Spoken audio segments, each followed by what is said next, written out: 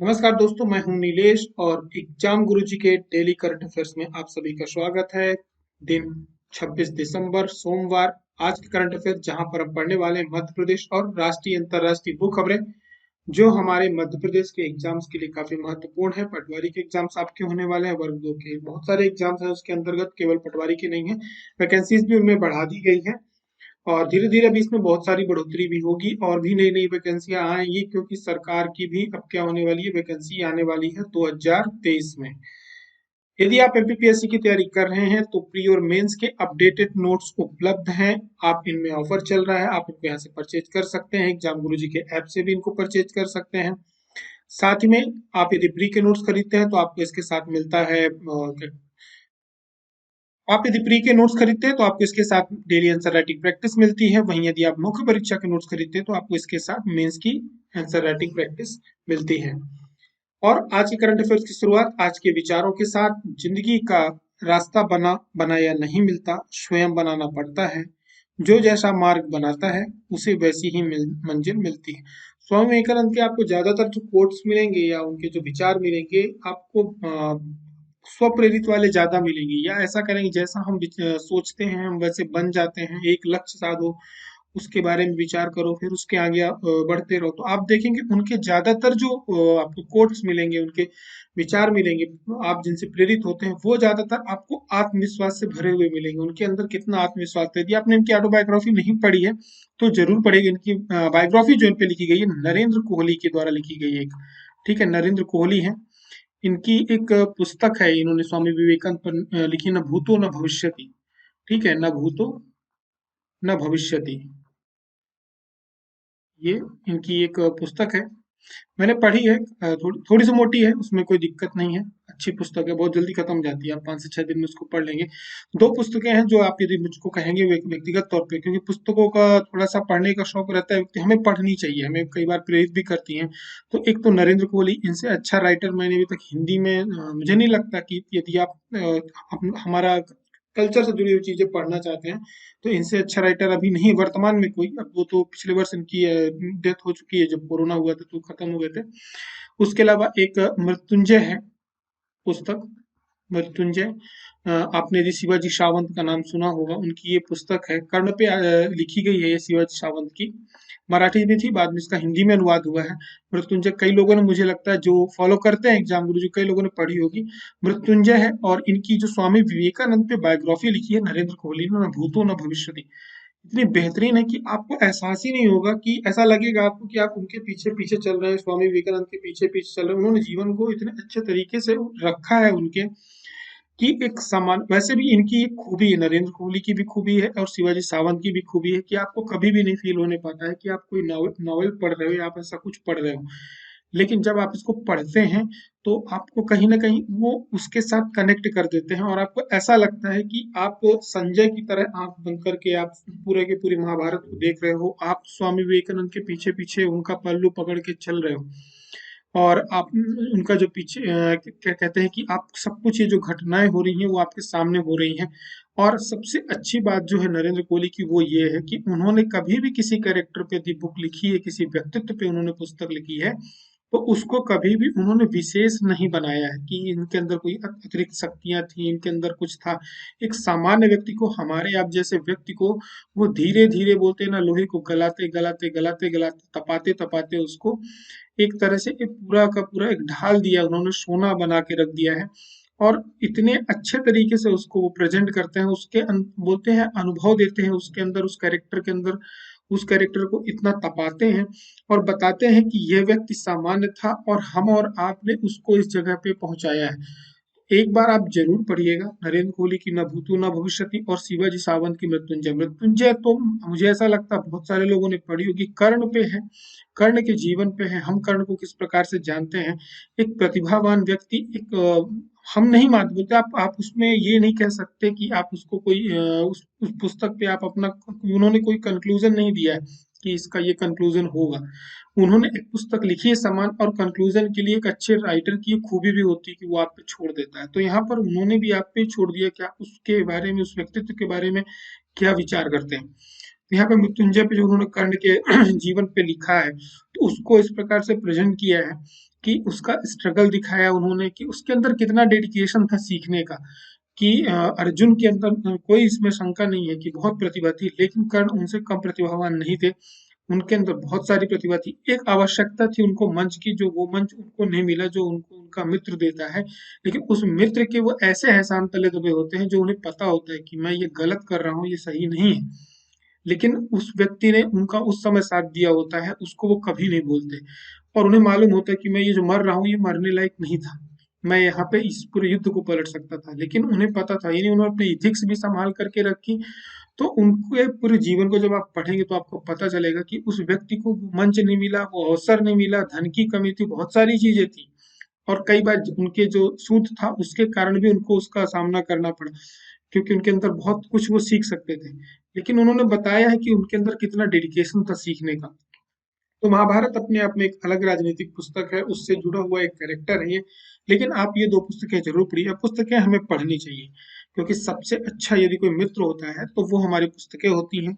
और जिंदगी का रास्ता बना बनाया नहीं मिलता, स्वयं बनाना पड़ता है। जैसा हम मार्ग बनाते हैं, हमको वैसे ही मंजिल मिलती है। मतलब हमारा जो मार्ग होता है, हमारा एक डेस्टिनी जो होती है, जहाँ के लिए हम चलते हैं।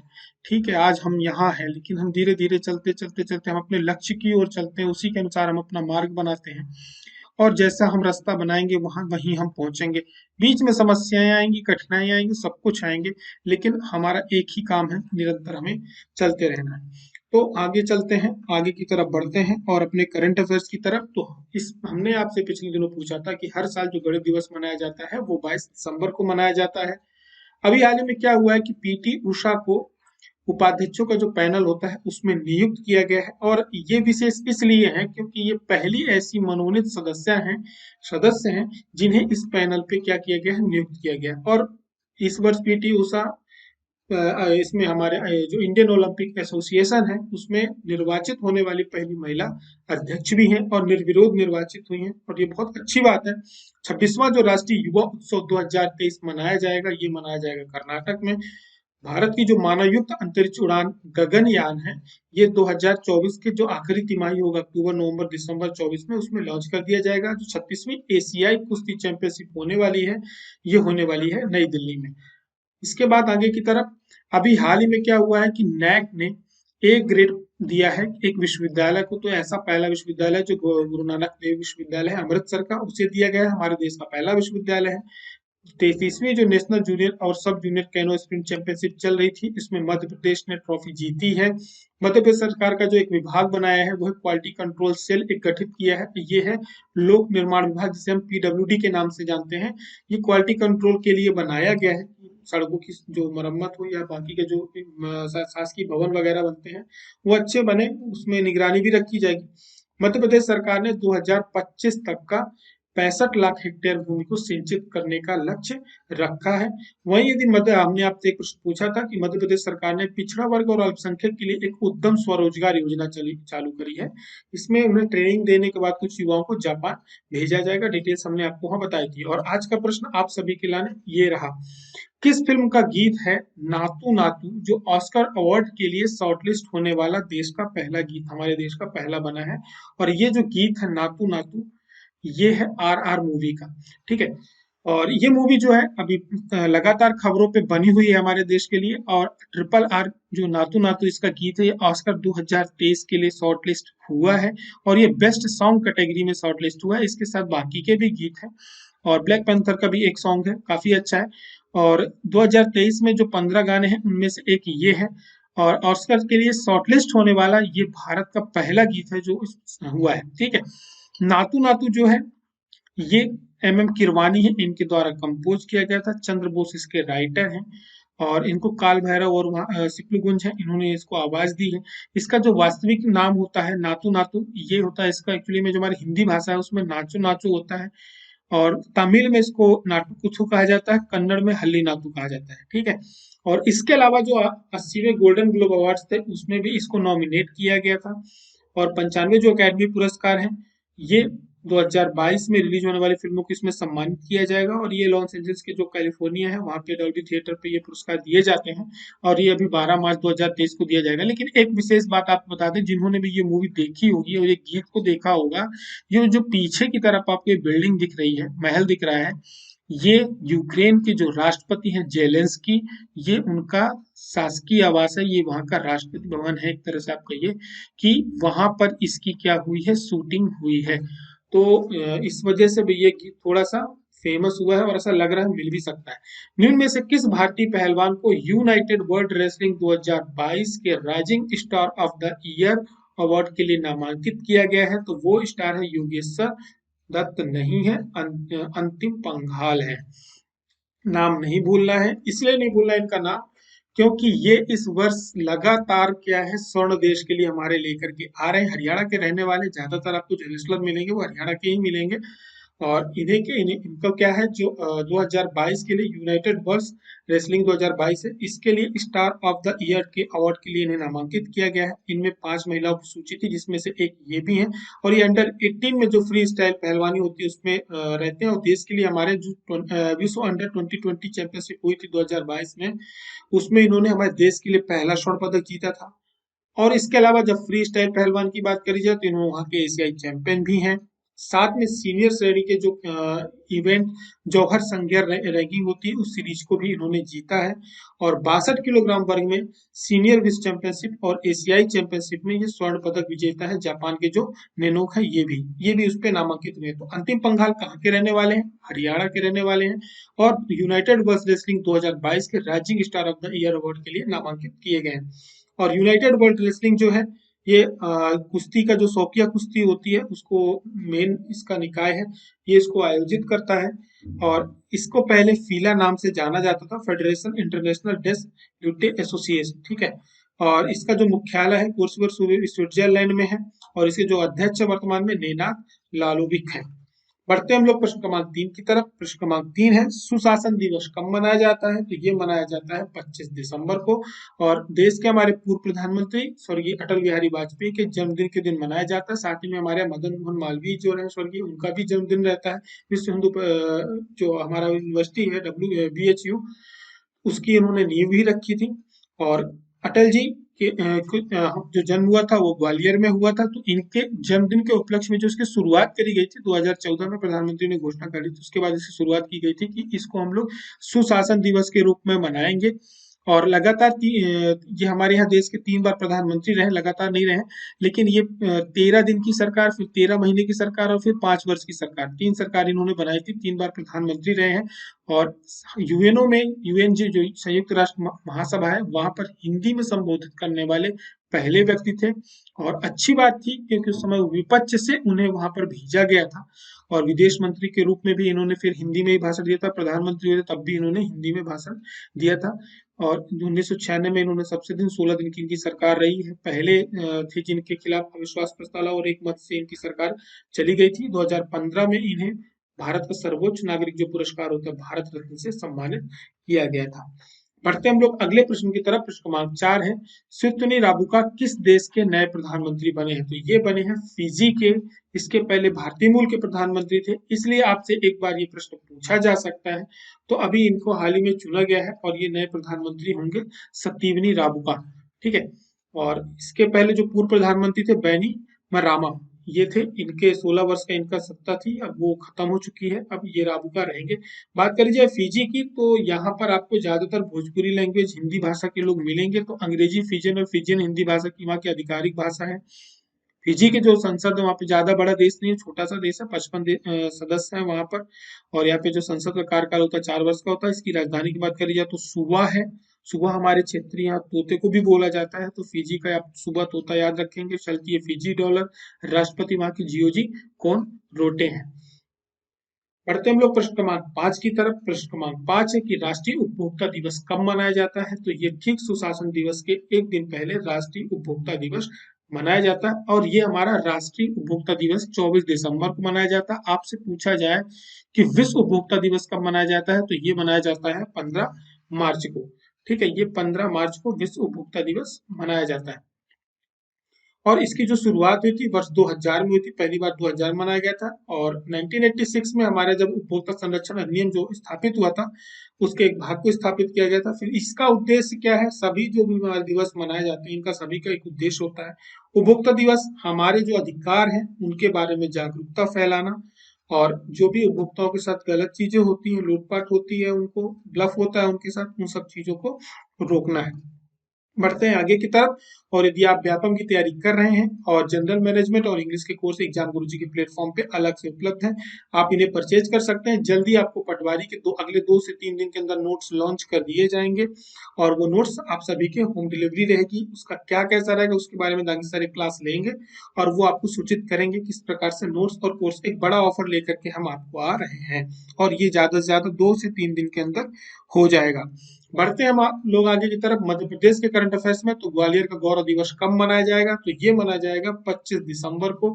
जब बात ग्वालियर की हो रही है तो वहां से जुड़े हुए व्यक्तित्व हैं अटल बिहारी वाजपेयी, जो सुशासन दिवस जिस दिन हम लोग मनाते हैं उसी दिन ग्वालियर अपना गौरव दिवस मनाएगा। प्रतिवर्ष अटल जी के जन्म दिवस पे मनाया जाएगा, लेकिन अब इसकी शुरुआत इसी वर्ष से की गई है। और अभी प्रस्तुतियां भी हुई थी, जो वहाँ के सरोद वादक है उस्ताद अमजद अली खान, इनके पिताजी भी जो सिंधिया घराना है वहाँ पे सरोद वादक थे, और उन्होंने वहां पे एक सरोद घर की स्थापना भी करी है। इनके पुत्र हैं अमान अली खान और अयान अली। अमाल और अयान ये दोनों भी सरोद वादक हैं, इनकी प्रस्तुतियां हुई हैं। अब इस अवसर पे अटल सम्मान और गौरव ग्वालियर गौरव सम्मान भी प्रदान किए जाएंगे। बढ़ते हम लोग प्रश्न क्रमांक 7 की तरफ। प्रश्न क्रमांक 7 है, निम्न में से किसे अटल कवि सम्मान से अलंकृत किया गया है, और इसकी शुरुआत इसी वर्ष हुई है। वो दिया गया है, जाना पहचाना नाम है श्री हरिओम पवार, जो वीर रस के कवि हैं। उनको इस वर्ष का अटल कवि सम्मान दिया गया है, अभी दिया गया 25 तारीख को। और ये रहने वाले कहाँ के हैं, तो ये उत्तर प्रदेश के जो बुलंदशहर है वहां के पास उनका जन्म हुआ है। और इसके अलावा वर्तमान में जो चौधरी चरण सिंह विश्वविद्यालय है वहां पे मेरठ में ये विधि संकाय के प्रोफेसर है। लेकिन ये हिंदी में ज्यादातर आपको जो इनकी कविताएं मिलेंगी वो मिलेंगी वीर रस की कवि। ठीक है। इसके अलावा अटल गौरव सम्मान भी दिए गए, ग्वालियर गौरव सम्मान भी दिए गए। इसमें उस्ताद अमजद अली खां सरोद वादक हैं, इनको संगीत के क्षेत्र में ग्वालियर गौरव दिया गया है। वी के सारस्वत हैं, ये रक्षा वैज्ञानिक हैं, इनका नाम हमने आप सबने सुना होगा, इनको विज्ञान के क्षेत्र में दिया गया है। डॉक्टर जमाल यूसुफ है, इनको ये हृदय रोग विशेषज्ञ चिकित्सा के क्षेत्र में दिया गया है। इशिका चौधरी हैं, इनको खेल के क्षेत्र में दिया गया है, हॉकी खिलाड़ी हैं। ओपी दीक्षित है, काफी फेमस है और ये शिक्षाविद है, इन्हें इस वर्ष ग्वालियर गौरव सम्मान दिया गया है। लेकिन हमें अटल कवि सम्मान का नाम याद रखना है, ओम पवार को दिया गया है, तो ये यूपी के रहने वाले हैं। बढ़ते हम लोग प्रश्न क्रमांक 8 में। हमारा जो प्रश्न 8 है, Madhya Pradesh Transco load dispatch centre को राष्ट्रीय उत्कृष्टता पुरस्कार अभी हाल ही में दिया गया है। ये मध्य प्रदेश में कहाँ स्थित है, तो ये स्थित है मध्य प्रदेश में जबलपुर में। अभी क्या है, मध्य प्रदेश ट्रांसको यानी Madhya Pradesh power transmission company, ये जबलपुर में है। और इसमें नवाचार के लिए, और जो यहाँ का पूरा बेसिक स्ट्रक्चर है, और इन्होंने काफी सारे अच्छे काम किए नवाचार की, उसके लिए इनको क्या हुआ है कि लगभग 250 से ऊपर जो कंपनीज है पूरे देश की इस कंपटीशन में थी, जिसमें हमारे यहाँ की जो मध्य प्रदेश ट्रांसको जबलपुर है, इसने ये पुरस्कार जीता है। और इनको दिया किस क्षेत्र में गया है, राष्ट्रीय लोड डिस्पैच सेंटर पे दिया गया, यानी भार प्रेषण केंद्र के रूप में इसको उत्कृष्टता पुरस्कार दिया गया है। और इसमें जो इसका जो आयोजन हुआ था ये आईआईटी दिल्ली में किया गया था। इसके जो डायरेक्टर है उन्होंने ये इसका पुरस्कार ग्रहण किया है। बढ़ते हम लोग प्रश्न क्रमांक 9 की तरफ। मध्य प्रदेश के किस शहर में जीनोम सीक्वेंसिंग की सुविधा नहीं है, तो ये नहीं है मध्य प्रदेश के जबलपुर में। डिटेल इसलिए देख लेते हैं, ये प्रश्न सम्मिलित किया गया है क्योंकि 27 तारीख को हमारे यहाँ जो कोविड की नई लहर चाइना में आ रही है, स्थिति वहाँ की खराब है, तो उसकी वजह से 27 दिसंबर को हमारे यहाँ होने वाली है मॉक ड्रिल। मॉक ड्रिल आयोजित की जाती है, तैयारियों का जायजा लिया जाता है। तो उसी स्तर पे क्या हुआ था कि जो हमारे यहाँ का स्टेट वायरोलॉजी सेंटर है, ये कहाँ पर है, ये भोपाल के जो गांधी मेडिकल कॉलेज है, जहाँ से हिंदी में मेडिकल की पढ़ाई की शुरुआत हुई है, उसका वार रूम भी वहीं पे है। तो वहां पर क्या कहते हैं, वो देखने गए थे, इस वजह से खबरों पे बना हुआ था। अब क्या है कि अब हमारे जो सेंटर है वर्तमान में 3 है, एक तो इंदौर में है, दूसरा ग्वालियर में है, और तीसरा ये भोपाल में हो गया, जहां पर हमारे यहाँ जीनोम सीक्वेंसिंग की जा सकती है।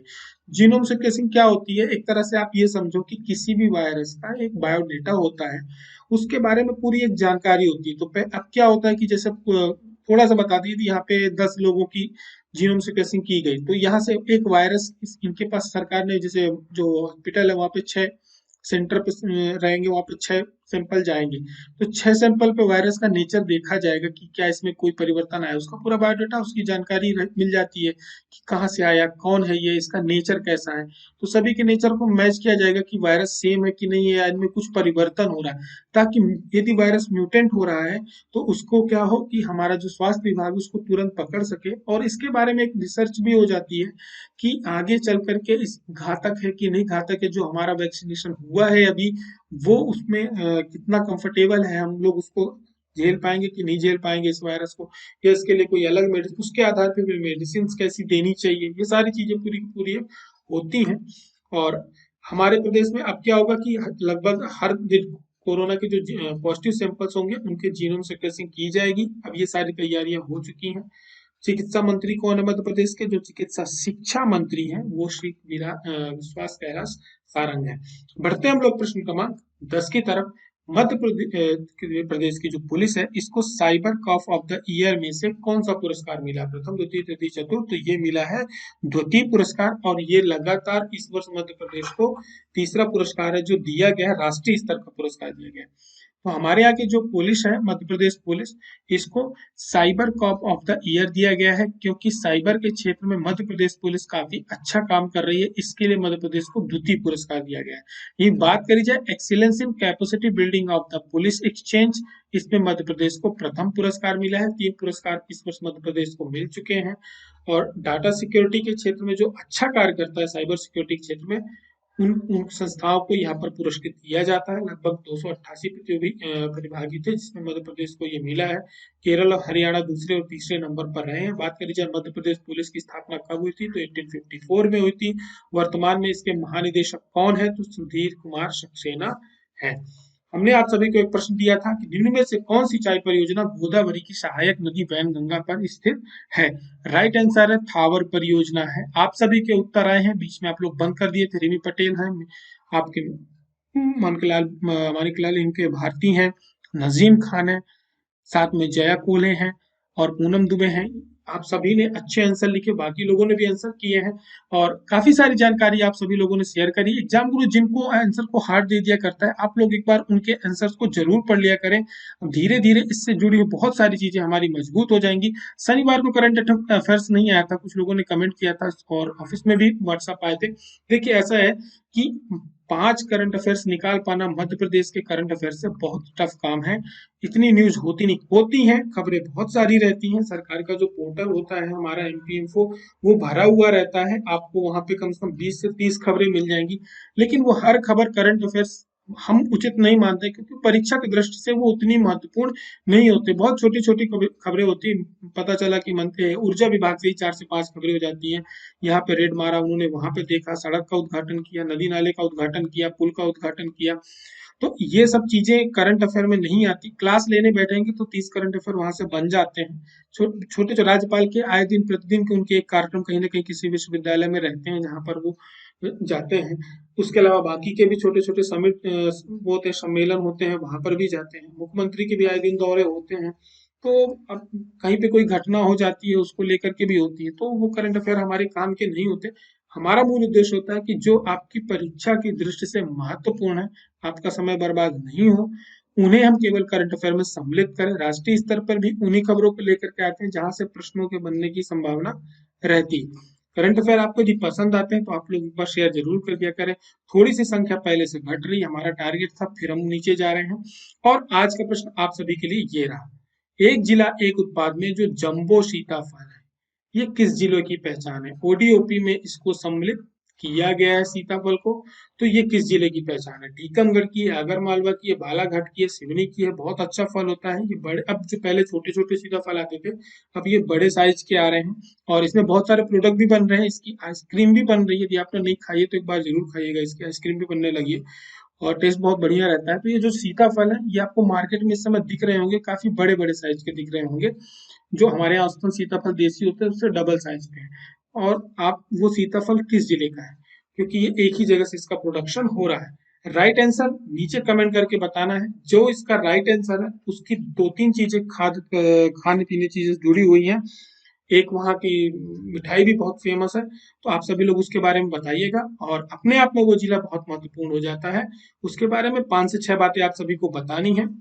हम धीरे धीरे आगे बढ़ रहे हैं, और लगभग एक महीने में हमने पिछले देखा जाए तो 300 से 400 फैक्ट एक महीने में हमने कवर किए हैं। और यहाँ से यदि प्रश्न बनते हैं और आप इसके बाद गलती करते हैं तो ये आपकी गलती है। तो जो लोग भी कमेंट में डिटेल्स देते हैं, आप उनके आंसर आप सभी लोग बहुत ध्यान से पढ़ा करें, क्योंकि वहां पे वो जिला हमारा बहुत मजबूत हो जाता है। यदि वो किला है तो वो किला भी बहुत मजबूत हो जाता है। तो जिला और किला दोनों चीजें हमें मजबूत करके रखनी है। एमपीपीएससी का भी यदि आप कोर्स परचेज करना चाहते हैं तो एग्जाम गुरुजी में ऑफर चल रहे हैं, जिसके साथ प्री और मेंस के नोट्स आपको उपलब्ध हो जाते हैं। उसके लिए आपको अलग से पेमेंट नहीं करना है। 5 ईयर की कोर्स है ये, आपको लगातार इसमें अपडेट्स मिलते रहेंगे। ज्यादा जानकारी के लिए नीचे दिए गए नंबर पे कांटेक्ट करना है। एमपी पटवारी के जो वर्ग 2 ग्रुप 4 की आपकी वैकेंसी आने वाली है, इसके पूरे नोट्स आपको जल्दी से जल्दी 2 से 3 दिन के अंदर हमारे यहाँ ऑफर के साथ आपको उपलब्ध रहेंगे। तो आप सभी को इंतजार नहीं करना पड़ेगा। वहीं यदि बात करेंगे यदि आप मुख्य परीक्षा के इंग्लिश मीडियम नोट्स के, तो ये 5 जनवरी को हमारे यहाँ लॉन्च हो जाएंगे। इंग्लिश मीडियम के नोट्स कंप्लीट कर दिए गए हैं 1 मॉड्यूल। आप सभी को 5 जनवरी की इसकी पूरी डिटेल्स मिल जाएगी। हमारी और आपकी मुलाकात फिर होती है, तब तक के लिए आप सभी अपना ध्यान रखें। जय हिंद, जय भारत।